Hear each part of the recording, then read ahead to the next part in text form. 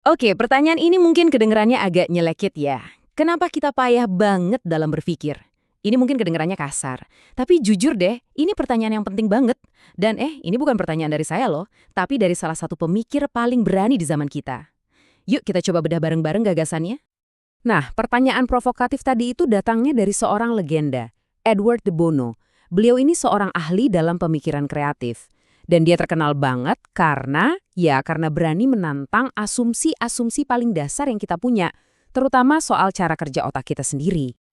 Dan ini dia judul lengkap bukunya yang jujur aja bikin kaget, Mengapa Begitu Bodoh? Bagaimana umat manusia tidak pernah benar-benar belajar berpikir. Wow, keras banget kan? Coba deh direnungin sebentar. Ini bukan sekedar nanya, ini tuh kayak sebuah tuduhan. Jadi, muncul pertanyaan besar buat kita semua. Apakah dia benar? Apa mungkin kita, spesies yang bisa ke bulan dan membelah atom, ternyata belum benar-benar belajar caranya berpikir? Mari kita coba dalami argumennya. Oke, kita mulai dari sini ya. Hal pertama yang harus kita luruskan, waktu De Bono bilang bodoh, ini sekali lagi, sama sekali bukan soal IQ. Jadi, lupain dulu deh itu tes-tes kecerdasan standar. Masalahnya tuh ada di tempat lain. Dia justru menyoroti sesuatu yang dia sebut perangkap kecerdasan. Ini ide yang luar biasa loh.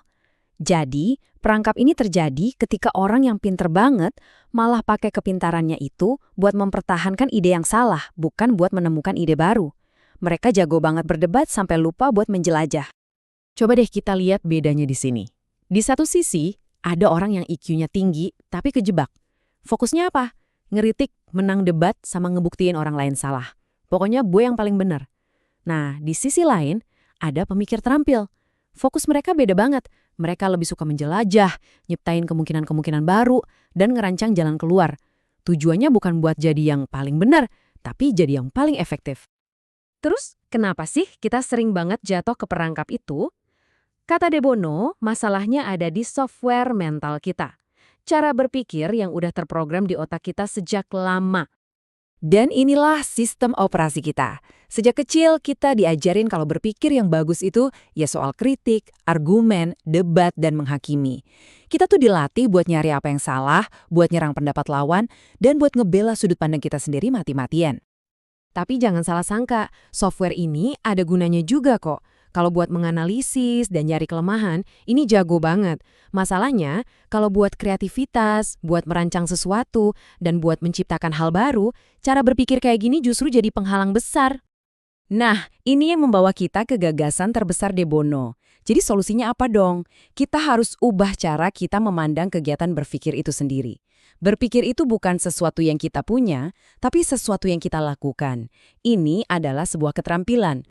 Dia pakai analogi yang jelas banget buat ngejelasin ini. Coba bayangin, kecerdasan bawaan Anda itu ibarat tenaga kuda sebuah mobil. Itu adalah potensi mentah dari mesin Anda. Nah, ini dia intinya.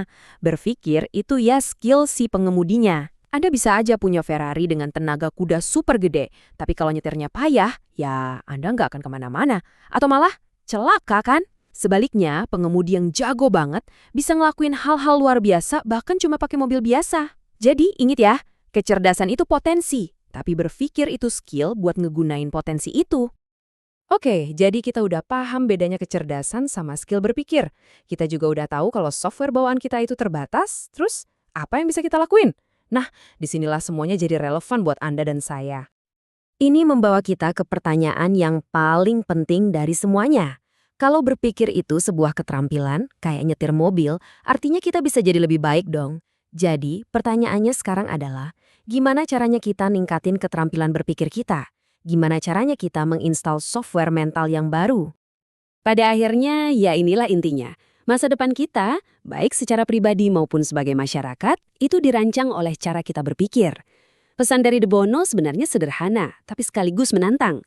Kalau kita mau hasil yang lebih baik, kita butuh alat berpikir yang lebih baik juga. Jadi pertanyaannya bukan lagi apakah kita perlu belajar cara berpikir yang baru, tapi kapan kita akan memulainya.